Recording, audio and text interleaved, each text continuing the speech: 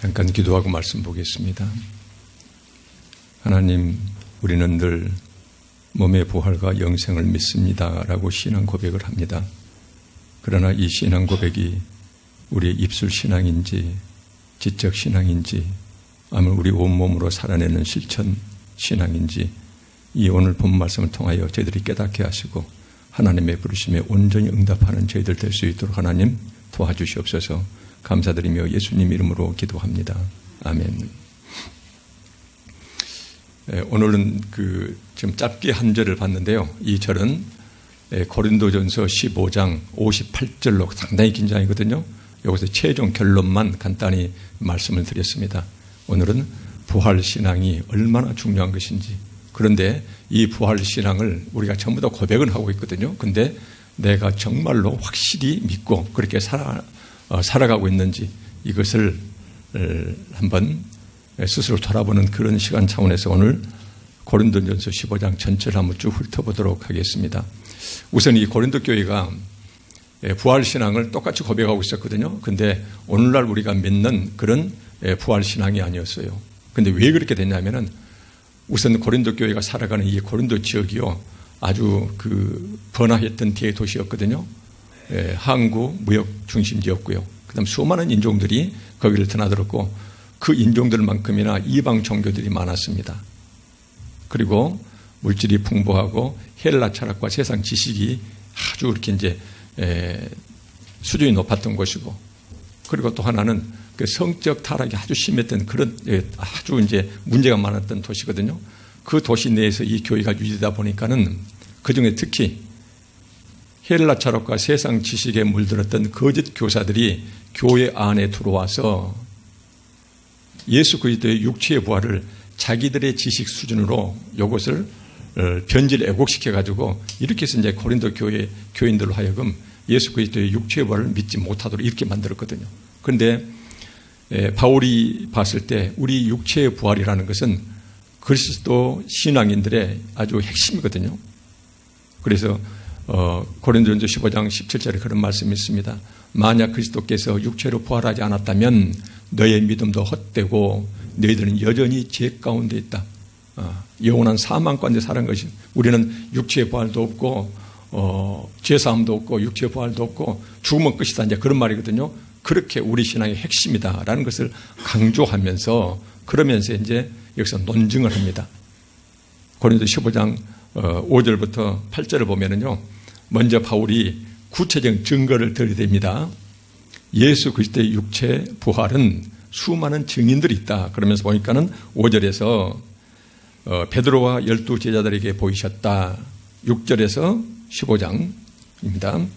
6절에서는 그 후에 500여 형제들에게 일시에 보이셨고, 일시에. 그리고 더 중요한 것은 그들 대다수는 아직도 살아있다. 살아있는 증인들이 이렇게 많다는 것이거든요. 그러면서 7절에 그 후에 야고보에게 보이셨고, 이어서 모든 사도들에게 두 번째 다시 보이셨고, 마지막에 8절에 보니까는 맨 나중에 못난 나 바울 자신에게도 하나님께서, 주님께서 스스로 부활 육체의 모습을 나한테 보여주셨다라고 이렇게 말씀하세요. 그러면서 바울 사도는, 이 고린도 교회는 바울 사도가 1년 6개월 동안 머물면서 자기가 손수 만들었던 교회거든요. 근데 자기가 떠났더니 거짓 교사들이 이 고린도 교회에 들어와서 신앙의 핵심인 육체의 부활 자체를 희석시키는, 왜곡시키는 이런 이제 거짓 교리를 이제 퍼뜨리고 있는 것이에요.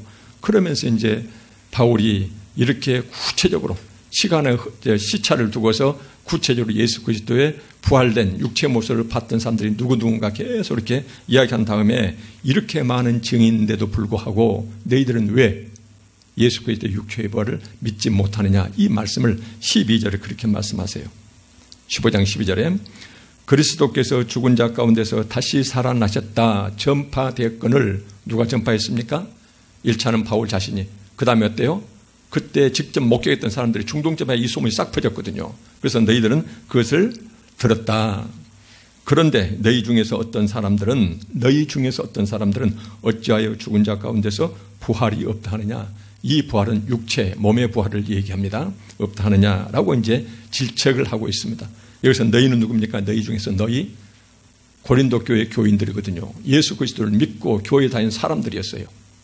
근데 너희는 어째서 예수님께서 교회를 다니면서도 예수님께서 몸으로 부활하셨는데 수많은 증이 있는데 너희들은 믿지 못하는가?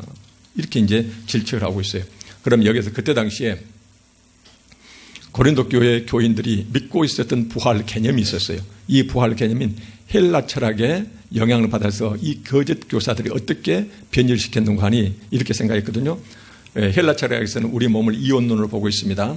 그래서 영과 몸이 육이 함께 합쳐졌다. 영은 아주 거룩하고 깨끗한 것이지만 우리의 육체는 처음부터 끝까지 죄악 덩어리다. 추하다. 더럽다. 이렇게 생각하고 있었어요. 그래서 우리 영이 우리 몸속에 육체 속에 거하면서 그야말로 고통당하고 있다. 이렇게 보고 있었거든요. 근데 이 사람들은 부활을 개념을 어떻게 봤냐면은 우리 몸이 육체가 죽는 순간 그러면은 그때 그 지긋지긋한 몸으로부터 우리의 거룩한 영이 분리가 되어서 그래서 이 영은 거룩하게 살아가지만 이 더러운 육체는 죽어서 땅에 묻히면은 먼지 티끌로 변해서 전부 다 사라져버리고 다시는 그 더러운 몸은 살아나는 법이 없다. 이렇게 계속 가르치고 있었어요.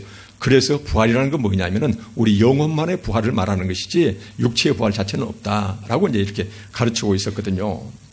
그래서 이제 이렇게 얘기하고 있었는데 비단 고린도 교회에서만 그랬던 것이 아니고 그 인접했던 에베소 교회에서도 똑같습니다. 디모데후서 2장 18절에 똑같습니다. 초대교회 교인들 일부 교인들이 예수 그리스도의 육체의 부활 자체를 도저히 믿을 수 없었던 당시 자신들의 지식 수준 헬라 철학 관점에서는 믿을 수가 없었던 이런 영향을 받아서 에베소 교회에서 똑같이 이렇게 예수 그리스도의 육체의 부활 자체를 변질시키고 있었거든요. 디모데후서 2장 18절에 중반절 이후로 보면은 부활이 이미 지나갔다 하므로 부활은 이미 과거 사건이라는 것이에요. 지나갔다 하므로 어떤 사람들의 믿음을 너희들은 거짓 교사 너희들은 무너뜨리고 있다. 순수하게 예수 그리스도의 육체의 부활을 믿고 있었던 사람들을 거짓 교사들이 영과 육을 분리해서 육체는 한 번 죽으면 그대로 끝. 영만 거룩한 영만 몸으로 분리되는 순간 그 더러운 몸으로부터 이제 분리됐으니까 몸이 이렇게 육체가 죽는 순간 영혼만의 거룩한 이런 이제 삶을 살아가는 것이다. 이런 것인데 여기서는 에베소 교회에서는 이걸 특별히 또 어떻게 왜곡시켰냐면은 이미 지나갔다. 이렇게 봤거든요. 우리가 예수 그리스도를 모르고 밖에서 살아갈 때에 그때는 우리는 죄인된 몸으로 살아가지만 우리가 예수 그리스도를 믿고 우리가 옛사람이 죽고 새사람으로 거듭나면은 그래서 하나님 백성이 되는 순간 그러면은 우리는 그때 거듭난 것 자체를 성경에서는 영적이고 상징적으로 이것을 부활 개념으로 말하고 있는 것이다. 그래서 예수 그리스도가 진짜로 몸이 이렇게 살아나서 부활한 것이 아니고 여기 성경에 말하는 부활은 다시 말씀드리면 우리가 예수 그리스도 믿고 그래서 세상으로부터 하나님 백성으로 이렇게 들어오는 순간 옛사람이 죽고 새사람이 됐는데 이때 거듭남 이 자체를 성경에서는 부활이라는 표현을 하고 있는 것이다. 그래서 이것은 상징적인 것이다. 그래서 진짜로 우리 몸의 부활은 이것은 웃기는 일이다. 이렇게 이제 얘기를 하고 있었어요. 이런 여파가 사도행전에서 똑같이 나타납니다. 사도행전 17장 32절에 그들이 죽은 자의 부활을 듣고 어떤 사람은 조롱도 하고 그래서 성경에서는요 우리가 몸의 부활을 실제로 믿기가 굉장히 힘들다라는 그때 당시에 사람들의 이런 모습을 성경은 친절하게 전부 다 소개하고 있어요. 감춘 것이 아니거든요. 그래서 사도행전 17장에 보면은 그때 당시에 예수 그리스도의 육체, 몸의 부활체를 자체를 직접 먹겠던 수많은 사람들이 있었는데도 불구하고 예수 그리스도는 육체의 몸의 부활을 이루신 분이다. 이 소문 자체를 듣고는 세상 사람들이 손가락질하고 이것을 조롱했다라고 성경은 기록에 남기고 있거든요. 이렇게 성경에서는요, 예수님의 육체의 부활 자체를 도저히 믿을 수가 없고 믿는다 하더라도 그것을 자기들의 인간들의 지식 수준으로 끌어내려서 자기들이 이해할 수 있는 범위 내에서만 그래서 영혼만의 이런 부활을 영생을 이렇게 생각하고 있었어요. 그런데 이제 바울 사도는 너희들이 그렇게 거짓 교사들에게 속아서 예수님께서 실제로 몸으로 부활하셨는데 그것을 믿지 못한다면은 그것은 너희들이 믿는 것은 헛것이고 너희들은 여전히 죄 가운데서 구원받지 못한 상태로 살아간 것과 똑같은 것이다 라는 것을 17절에 말씀하고 계세요. 15장 17절에 보니까는 소위 우리 몸의 육체의 부활이라는 것이 우리 그리스도교 신앙, 믿음의 핵심이고, 그래서 17절에 보니까는 그리스도께서 다시 살아나신 일이 없으면, 그리스도께서 몸의 형태로 다시 살아나신 일이 없으면 너희의 믿음도 헛되고 너희가 여전히 죄 가운데 사망 가운데 있는 것이지 예수 믿고 영생 부활의 소망 가운데 살아가고 있는 자들이 아니다 라고 해서 이렇게 딱 집어서 이 얘기를 해요. 그러면서 15장 19절에 만일 그리스도 안에서 너희들처럼, 고린도 교회 교인들 너희들처럼 그리스도 안에서 우리가 바라는 것, 예수 그리스도 믿는다고 교회에서 자리는 앉아 있는데 우리가 바라는 것이 다만 이 세상의 삶뿐이면은, 그러면은 모든 사람 가운데 우리가 더욱 불쌍한 자다 이렇게 얘기를 해요. 왜 불쌍한 자일까요? 거짓말에 속고 있는 것이거든요. 만약 예수 그리스도의 부활, 이것이 바로 첫 열매가 돼가지고 예수 그리스도의 부활체 다시 상징적으로 하나님께 우리한테 보여주셨거든요. 너희들도 똑같이 저 예수 그리스도를 믿으면은 너희들도 육신이 다하는 날 죽지만, 그래서 영은 이제 분리가 되겠지만, 그러나 예수 그리스도에서 이 땅에 다시 재림하시는 그 순간 너희들은 몸이 다시 부활하는데 그 부활체는 우리가 상상할 수가 없는 것이다. 하나님께서 새로운 형체를 주실 것이다. 어쨌든 몸의 부활이 되고 그 다음에 우리 영이 결합되어서 그리고는 하늘로부터 새 하늘과 새 땅이 이 땅에 다시 덧입혀지는데, 그 아름다운 곳에서 다시 말하면은 미세먼지도 없고 오염도 없고 미움도 다툼도 죽음도 없는 그 아름다운 땅에서 우리는 영원히 살게 될 것이다. 이것을 하나님께서 그렇게 약속을 해주셨는데, 이것을 믿지 못하면은, 그러면 이제 남는 것은 뭐냐면은 오로지 이제 내 몸이 죽으면 그럴 것, 어차피 영혼은 살아서 이제 영원히 사는 것이니까, 육체는 어차피 죽는 것이니까 이렇게 사나 저렇게 사나 똑같다. 그래서 우리가 바라는 것이 다만 이 세상의 삶뿐이다. 그러면은 너희들은 정말로 불쌍한 자이다 그 말이에요. 다시 한번 말씀드리면은 너희들은 지금 왜 벌벌 떨고 있어요? 혹시 무서워해요? 우리한테는 죽으면 반드시 최후 심판이 있거든요. 그 심판 때문에 내가 이 세상에서 누리고 싶은 것, 이런저런 재미, 그 다음에 다른 사람만 안 보면 슬쩍슬쩍 이런 모든 걸 참고 있거든요. 왜 그래요? 그분이 나를 바라보고 계시거든요. 그러니까 참고 있어요.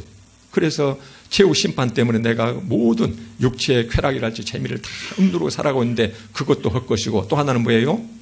나는 기다리고 있거든요. 내가 비록 세상은 이렇게 살고 있지만 하나님께서 나를 위해서 마련해놓은 그 좋은 세상, 그 좋은 세상에서 나는 영원히 살 수가 있다.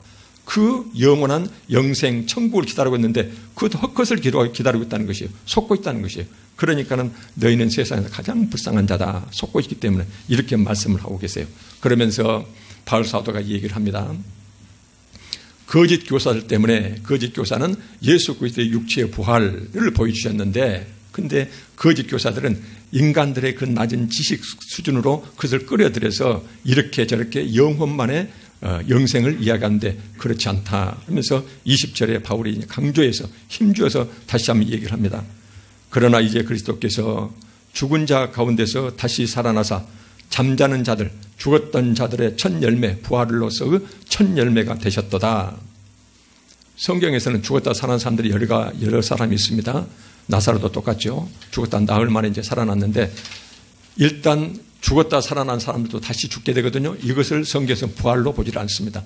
부활이라는 것은 뭐냐면은 죽음체에서 다시 살아났는데 그 다음에 다시 죽음이 없는 영생으로 되살아남을 부활로 얘기하지, 나사로랄지 이런저런 사람들이 성경에서 보면은 죽었다 살아난 사람들이 살다가 다시 죽게 되거든요. 이것은 부활 개념이 아니다. 그래서 여기서는 첫 열매라고 이렇게 말씀을 하고 계십니다. 그러면서 22절에 보니까는 아담 안에서 모든 사람이 죽은 것 같이 아담 한 사람의 원죄 때문에 모든 인류에게 죽음이 왔듯이 그리스도 안에서 예수 그리스도를 믿고 의지하고 순종하면은, 그래서 여기서는 예수 그리스도는 대속, 대신 형벌, 우리의 모든 죄를 지고 예수님께서 대속 제물이 되셔서 그 예수님만 믿으면은 내 죄값은 이미 전부 다 값을 치렀기 때문에. 그래서 그 죄값을 내가 받을 필요가 없어요. 그러니까 나는 하나님 우리 주 예수 그리스도 안에서 영생을 누릴 수 있는 것이다. 그래서 모든 사람이 삶을 얻으리라. 이 삶은 영생의 복된 삶을 말씀하시거든요. 이제 이렇게 하면서 바울이 힘주어서 강조해서 말씀하고 있습니다. 성경에서 우리 육신의 부활에 대해서는 수없이 많은 데 나와 있어요. 한번 말씀드리면 예수님께서 요한복음 5장 29절에서 그 말씀하시거든요. 모든 사람한테는 부활이 있습니다. 악인도 선한 사람도 부활을 하게 되거든요. 그래서 선한 일을 행한 자는 생명의 부활로, 악한 일을 행한 자는 심판의 부활로 나오리라. 어떤 사람도 그 심판 앞에 우리는 전부 다 부활하게 되고 그 심판대를 우리가 피할 수가 없어요. 그래서 선한 일을 했는지 악한 일을 했는지에 따라서 우리는 모든 사람이 죽지만 그러나 악인마저도 육체는 부활하게 되어 있는 것이다. 그래서 우리가 최후 심판대 앞에서 요한복음 11장 25절 예수께서 이르시되 나는 부활이요 생명이니 나를 믿는 자는 죽어도 살겠고, 여기 산다는 것이에요. 영생 부활체로서 너희들은 영원한 생명으로 살아나겠고, 이제 그 말씀이에요. 그래서 모든 사람이 부활해서 심판대 앞에서 두 갈래 길이 있습니다. 한 사람들은 예수 그리스도를 믿지 못한 사람들은 영원한 지옥 형벌, 지옥불이 이제 이글거리는 영원한 그 낭떠러지 그 길로 갈 수밖에 없고, 한 예수 그리스도 안에서 살았던 사람들은 그러면은 하나님께서 이 땅에 펼쳐놓은 새하늘과 새 땅에서 우리는 아름다운 그런 인간으로서 상상할 수 없는 그런 행복한 삶을 살게 될 것이다. 이것을 예수님께서 말씀하셨고 성경 전편에 흐르는 생각들이거든요. 단 구약에서는 이것이 명시적으로 이 얘기를 하지는 않았어요. 그래서 계시를 점진적인 계시라고 그러거든요. 하나님께서는 당신의 뜻을, 우리를 향한 당신의 뜻을 처음부터 몽땅 다 보이신 것이 아니고 구약에서 예수 그리스도를 준비하셨고요. 준비된 예수 그리스도가 신약에 태어나셨고요. 그래서 예수 그리스도가 마지막 계시로서 그분을 통해서 모든 계시를 완성해 주셨어요. 이제 이것을 그 사도들이 받아서 이제 추가로 했지만은요. 그래서 결국은 핵심의 계시는 예수 그리스도와 그 사도들로 다 끝났거든요. 그래서 이제 주님께서는 반드시 그 성경 전편에서 우리한테는 육체의 부활이 있다. 영혼만의 부활이 절대 아니다. 이것을 그렇게도 여러 군데서 강조를 했거든요. 그런데 이제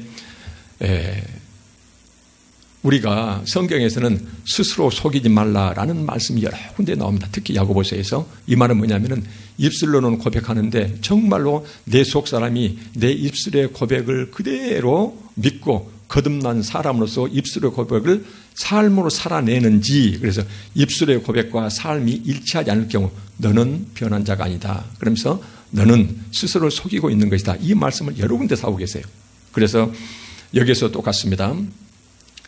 고린도전서 15장에서는요. 여기서 이렇게 중요한 부활신앙, 육신의 부활신앙이 그렇게도 중요한데 이것을 제대로 신앙을 가지고 있는지 가지고 있지 않는지 이런 사람들의 삶의 모습을 여기서 드러내 보이고 계세요.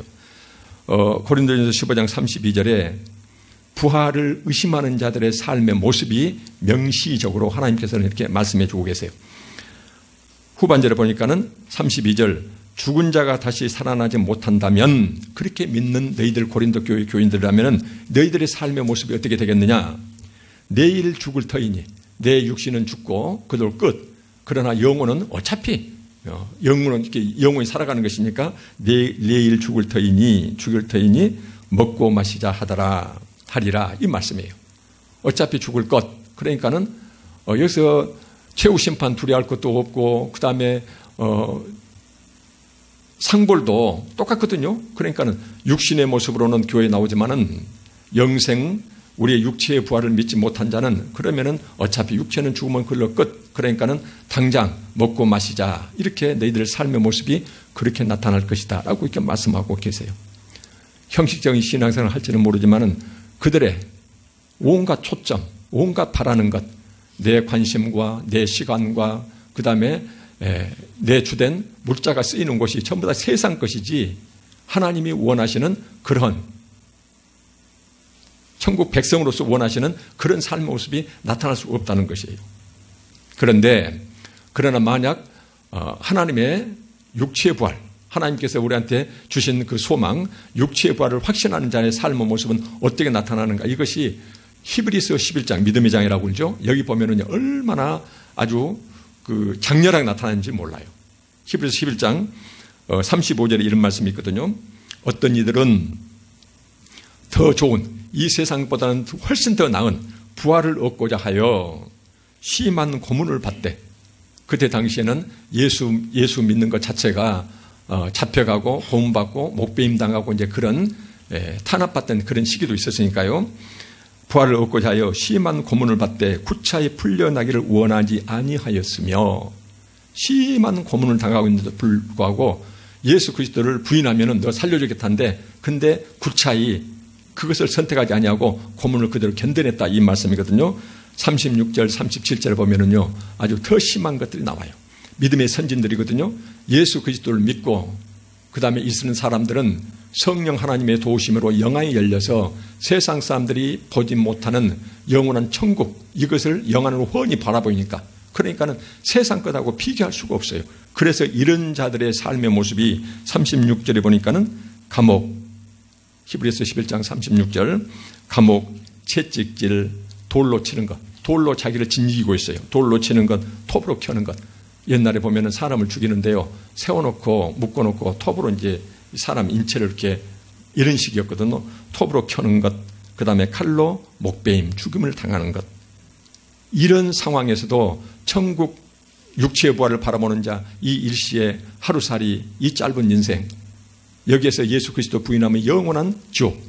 그러나 여기서 이 짧은 순간에 내가 예수 그리스도를 부인하지 않고 그분을 내가 가슴에 안고 살아내면은 내가 설령 죽음이 온다 하더라도 그 다음에 나한테 약속되어 있는 육체의 부활, 영생, 그 복락, 이걸 생각하니까는 이런 사람들은 이렇게 칼로 목베임 당하고 톱으로 켜고 돌로 자기 육체를 진지고 있는데, 그런데도 이런 사람들은 흔들림 없이 히브리서 11장 16절에 더 나은 본향을 바라보며, 더 나은 본향을 바라보면서 이런 사람들이 죽음을 택했다. 이것이 히브리서 11장에 쭉 나와요.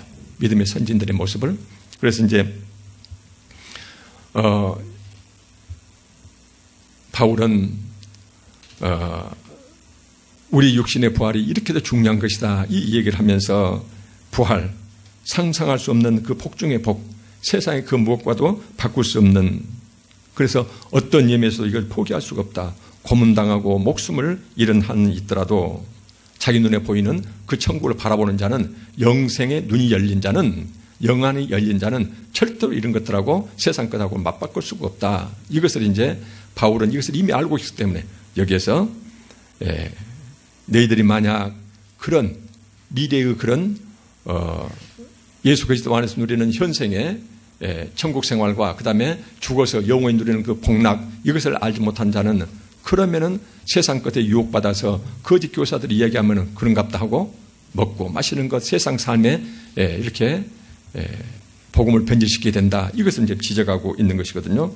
그런데 이제 성경에서는요, 이런 자들과 틀리 부활을 확신하는 자, 이런 신앙 열매는 결과적으로 이 말을 쭉 이제 끝맺으면서 바울 사도는 58절에서 이 말씀을 지금 오늘 이제 읽어드렸던 봉독했던 말씀이거든요. 그러면서 이렇게 부활 신앙을 가진 자는 어떻게 그들의 신앙생활이 위험에 처했을 때는 목숨이라도 내놓고 예수 그리스도를 절대 부인하지 않지만, 그러나 평상시에는 어떻게 살아가는가 하니 15장 58절 마지막 결론 부분입니다. 그러므로 내 사랑하는 형제들아, 견실하며 굳세게 서 있으란 말이거든요. 이것은 뭐예요? 하나님의 말씀에 굳게 서서 흔들리지 말고 항상 주의 일에 더욱 힘쓰는 자들이 되라. 이는 이렇게 힘쓰게 되면은 너희 수고가 주 안에서 절대로 헛되지 않을 것이다. 헛되지 않는다는 뭔 말이에요? 영생 복락이 너를 기다리고 있기 때문에, 그래서 절대로 세상 것들, 그런 것들을 먹고 마시자에 물들지 말고, 거짓 교사들을 꿰매 빠지지 말고 영안이 열려서 확실히 그를 바라보면서 견실하게 항상 하나님의 말씀에 굳게 서서 흔들리지 말고 주의 일, 하나님께서 부탁하신 일, 예수 그리스도께서 본을 보이신 그 삶의 모습을 끝까지 살아내라, 이렇게 얘기를 해요. 너희 믿음의 선진들은 그 다음에 일부 선진들은 목숨까지도 내놓았다. 그래서 평상시에는 이렇게 주의 일에 더욱 힘쓰는 자들. 그럼 여기서 말하는 주의 일이라는 것은 구체적으로 따지면 어떻게 될까요? 오늘 우리한테 이 말씀을 적용한다면 첫째는 우리가 여기에 모여있는 우리 모두는 주 예수 그리스도 안에서 한 형제들이거든요. 그래서 서로가 뜨겁게 사랑하는 것이에요. 우리가 모이는 이 교회는 주님이 몸이시거든요. 주님의 몸. 그래서 이것을 몸을 갈라치게 만돼요. 서로가 왼손 오른손 상처 주면 안 돼요. 그러니까 어떻게 해요? 우리 안에서 정말 뜨겁게 사랑하면서 한 지체로서 이렇게 상대방의 아픔이 내 아픔 삼는, 상대방 즐거움이 내 즐거움 삼는, 기쁨 삼는 이런 식으로 살아가고 이제 더 나아가면 어떻게 돼요? 우리가 사는 이 공동체예요. 전부 다 하나님께서 주님께서 당신 목숨을 주시고서 구원코자 하는 천하보다 귀한 생명들이 살아가는 이런 사회거든요. 그래서 우리가 살아가는 이 사회 공동체예요. 수없이 성경에서 강조하듯이 사랑과 공의와 정의로서 이렇게 우리가 외치고 몸으로 살아내는 것이에요. 그러면 우리의 착한 행실을 보고 세상 사람들이 하나님께 영광을 돌린다. 하나님을 칭찬한다. 이 삶이 바로 주의 일, 내 개인으로서 뜨겁게 사랑하는 것, 교회로서 아름답게, 그 다음에 사회 공동체에서는 사랑과 공의와 정의로운 이런 삶을 살아내는 것, 이런 것이거든요. 그래서 오늘 본문 말씀은 우리한테 묻고 있습니다. 오늘 본문 말씀은 우리한테 지금 묻고 있어요. 바로 뭐냐면은 너는 성경에서 말하는 이런 부활신앙을 가지고 있느냐, 입술로가 아니고 네 삶의 모습으로 정말로 부활신앙을 갖고 있느냐. 부활신앙을 가지고 있다면 히브리서 11장처럼 어떤 것하고도 바꿀 수가 없다. 그 다음에 그런 부활신앙을 가진 자는 평상시에 어때요? 견실하며 하나님 말씀에 굳게 서서 하나님 말씀 사모해요. 생명의 말씀이거든요. 내가 나를 생명의 길로 걸어가기 위해서 하나님께 인도하는 등불이에요. 그러니까는 항상 성경을 쥐고 살아요. 그 성경 말씀은 전 시간에 우리 마음속에 꽉 쥐고 살아요. 그 말씀이 내 삶의 주인이 될 때까지 이렇게 살아가게 된다는 것이에요. 그래서 이 삶의 모습을 보고서 너는 고린도 교회 교인처럼 입술로는 그러자면은 속으로는 설마 정말 내 지식 수준 가지고 그걸 잘 믿어지지 않으니까 그러면서 세상 것에 이렇게 현혹돼서 거기다 중심 주고 살아가느냐 이걸 묻고 있는 것이거든요. 그래서 만약 내 삶의 모습이 그때 고린도 교회 교인처럼 몸뚱아리는 교회에 와 있지만 세상에 먹고 마시는 문제만 온통 관심이 집중되어 있다면 오늘 본 말씀에 하시는 말씀의 메시지가 뭐예요? 너 그것보다 훨씬 더 나은 본향이 있으니까 그것 바라보면서 잠에서 깨어나라 라는 하나님께서 우리를 부르시는 그 말씀이 되겠고요. 또 하나는 근데 곰곰이 생각해 보니까 나는 너무나 그 천국 복음, 천국, 영생, 육체의 부활이 믿어져요. 그래서는 흔들림이 없어요. 이런 사람은요, 이것은 사람 지식으로 되는 것이 아니거든요. 내가 노력해서 되는 것이 아니거든요. 이 아름다운 신앙을 주신 하나님께 정말로 감사하면서 세상 그 최고 걸 이미 가졌거든요. 그러면서 주의 말씀에 굳게 서서 흔들림 말고 더 주의 일에 힘쓰는 그런 자들이 되려고 더 노력해야 되겠죠. 그래서 오늘 본 말씀은 직접 본인의 삶에 그렇게 적용됐으면 좋겠습니다. 저는 그것을 생각해 봅니다. 만약 우리 교회 교인들 숫자는 비록 적지만 이 교인들이 이런 고린도전서 15장에서 바울이 생생해 자기가 봤던 육신의 그 살아나셨던 예수님의 모습이요. 그 확신 속에서 썼던 고린도전서 15장 여기에서 육체의 부활 신앙을 확실히 가진 자들, 그런 자들이면은 목숨마저도 아깝지 않을 정도니까요. 그런 자들이라면은 정말로 형제를 뜻깊게 사랑하고 교회를 그렇게 이루어가고 세워가고 그 다음에 밖에 나가면은 정의로운 항상 힘들고 어려운 사람들한테 초점 맞추고 그런 사람들하고 함께 살아가는 세상을 위해서 이렇게 노력하는 이런 사람들로 우리 나눔과 샘기가 딱 차 있다면은 그러면은 우리 교회의 문턱을 들어선 자마다 그 뜨거운 환대를 경험할 것이고요. 그 다음에 사랑을 경험하면서 절대로 떠나지 않을 것이다. 저는 그런 생각을 해요. 그래서 우리가 내 자신이 변해야 되겠고 변한 그 삶의 모습이 오늘 말씀처럼 주의 말씀을 사모하면서 절대로 흔들림 없이 주의 일, 사랑하는 것, 교회 세워가는 것, 봉사하는 것, 나누는 것, 그 다음에 내가 살아가는 대한민국을 위해서 열심히 사회의 공의와 정의를 외치는 것, 이런 삶을 살아내야 되겠다는 것이거든요. 우리가 그런 결단하면서 스스로 돌아보는 그런 시간이 됐으면 좋겠습니다. 기도하고 말씀 마치도록 하겠습니다.